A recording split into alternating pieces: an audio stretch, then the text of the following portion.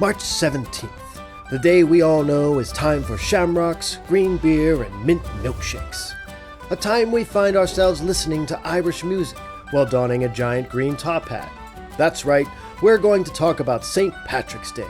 And before you rush out to search for that pot of gold at the end of the rainbow, it's time for a history lesson about this guy. How did he get his own holiday? And what's with all the green and sometimes orange decorations that fill the windows of every tavern, restaurant, and dollar store around as far as the eye can see? With a little luck, we can find out what it all means. Patrick was born roughly around 390. Patrick was not Irish. He was from a Christian family in Britain. Britain, at the time, was under the safeguard of the Roman Empire and enjoyed the protection the empire provided. When Patrick was a boy, the Roman troops were called away to protect Rome and fight off invaders from Central Asia, leaving behind Britain to fend for themselves. Once the army had left, it was open season for the neighboring tribes, and the Druids of Ireland raided the British Isles. Patrick fell victim to the marauders and was captured and sold into slavery, purchased by a Druid priest. The Druids were cruel and barbaric. They would instill a culture of fear to exercise control. Patrick would have witnessed human sacrifice and grotesque rituals. One such ceremony was the Wicker Man, a practice where people were forced into a giant cage made out of sticks, shaped like a man.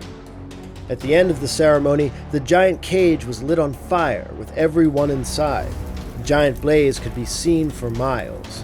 Patrick was a shepherd slave in this culture, where he lived and worked for 6 years on the hills of Slemish Mountain in Northern Ireland. Life was miserable, and while at first Patrick had a crisis of faith, witnessing death at every turn, he eventually found himself inspired and moved by his suffering. According to his writings, called Confession, he grew close to God during this time, finding hope in his despair. It was here that he understood the power of his faith. This would be critical later in his life, and without this reckoning, there would be no St. Patrick's Day. At the end of his 6-year enslavement, when Patrick was about 22 years old, he heard a voice say, "See, your ship is ready." According to Patrick, he knew this could only be God, so he set out and left Ireland, walking about 200 miles to the eastern coast, where miraculously there was a ship waiting. Once on board the ship, he traveled back to Britain, where he joined a monastery, and spent the next 20 years studying scripture and learning God's purpose. He eventually became a priest and found his true calling.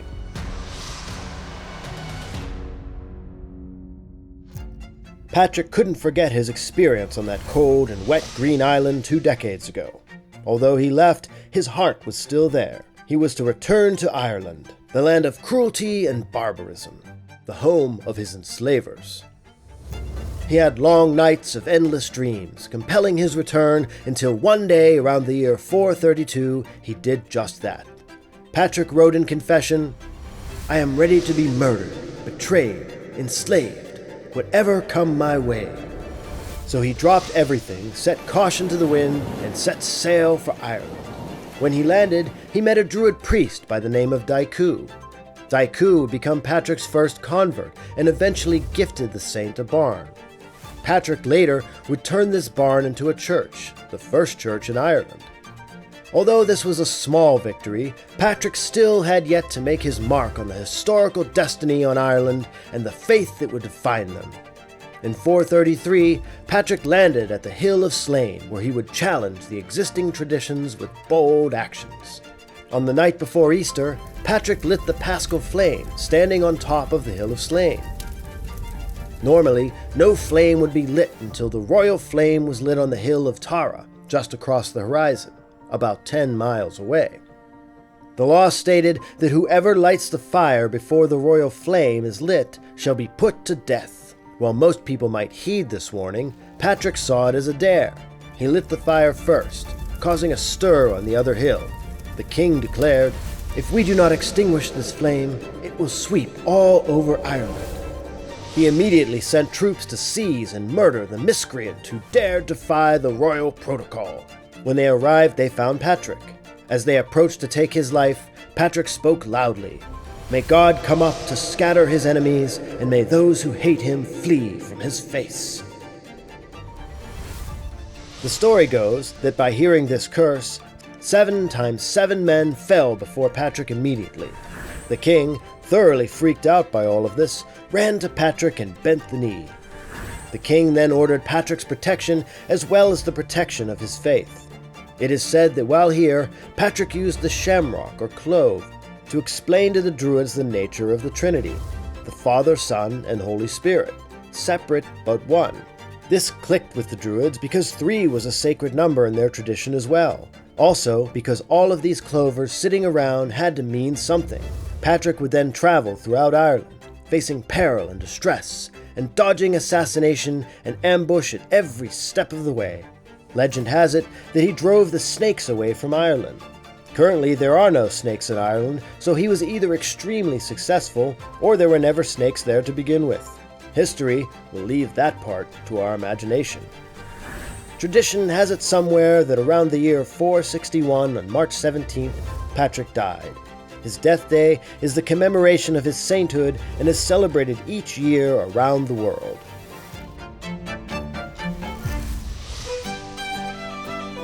The feast day of St. Patrick has been celebrated on March 17th since at least the 9th and 10th centuries, but it wasn't officially on the liturgical calendar of the Catholic Church until the 1600s, largely due to the influence of Franciscan scholar Luke Wadding. St. Patrick's Day thus became a holy day of obligation for Catholics in Ireland. In 1903, St. Patrick's Day became an official public holiday due to the Bank Holiday Act in 1903, an act of the United Kingdom Parliament introduced by Irish MP James O'Mara. The first St. Patrick's Day parade in Ireland was held in that same year, ironically hundreds of years after its North American counterparts. The first state-sponsored parade was held in 1916 and is still continued to this day. The celebrations often turned violent due to the conflict in Ireland known as the Troubles, which was a disagreement between the Protestants of Northern Ireland and the Catholics of the South. Those in the north identified primarily as British, and the south primarily Irish. Because of this, St. Patrick's Day celebrations were rarely public, as it was a Catholic holiday honoring a Catholic saint, which would oftentimes motivate contention. In 1976, Loyalists detonated a car bomb outside a pub crowded with Catholics celebrating St. Patrick's Day in Dungannon. 4 civilians were killed and many were injured. Since the end of the conflicts in 1998, there have been cross-community St. Patrick's Day parades in towns throughout Northern Ireland, which have attracted thousands of spectators. In the mid-1990s, the Republic of Ireland began a campaign to use St. Patrick's Day to showcase Irish culture. The government set up a group called St. Patrick's Festival, with the intent of creating a world-class national festival and to protect internationally an accurate image of Ireland as a creative, professional, and sophisticated country with wide appeal. The first St. Patrick's Festival was held on March 17, 1996. In 1997, it became a 3-day event, and by 2006, the festival was 5 days long. Oddly enough, St. Patrick's Day has been celebrated in the United States for far longer than it has been in Ireland. The first parade was held in 1601 in the city of St. Augustine. New York had its first parade in 1766, which was held by Irish soldiers in the British Army. Residents of Philadelphia had their first celebration in 1771, held by the Friendly Sons of St. Patrick, an organization founded to help Irish immigrants in the city. The organization had a familiar American icon as a member, George Washington, who would actively encourage Irish Americans to join the Continental Army.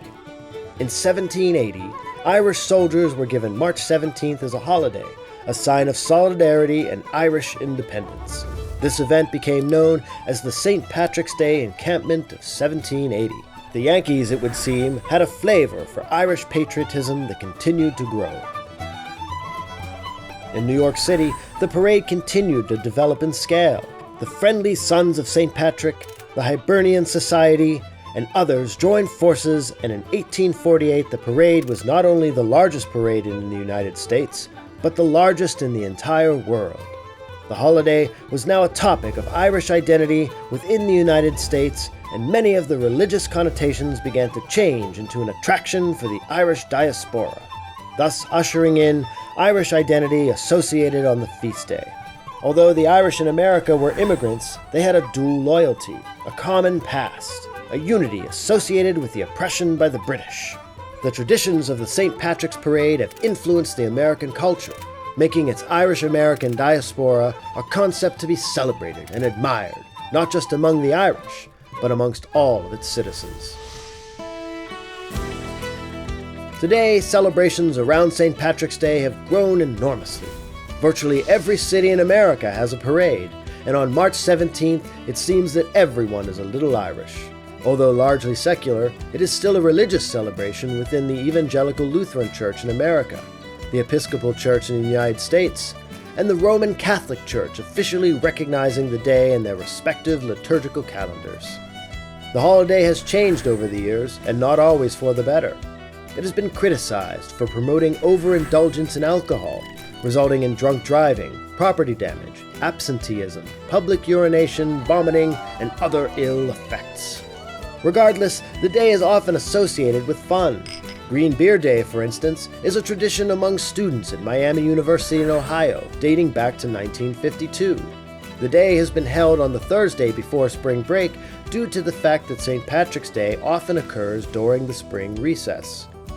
Many Americans consume corned beef on the holiday, which is not a traditional Irish dish, but was developed by Irish immigrants arriving in the States in the 19th century. Green is the most commonly associated color with St. Patrick's Day celebrations. Since 1962, Chicago has famously dyed its river green. They use about 40 pounds of vegetable dye in order to change its color for a few hours. Others have followed the example of the Windy City, like Columbia, South Carolina, who dyes its fountains green, and Seattle paints its traffic lines green. Pittsburgh, Pennsylvania has one of the largest celebration events, with its parade drawing about 23,000 each year and approximately 500,000 who join the celebration to party.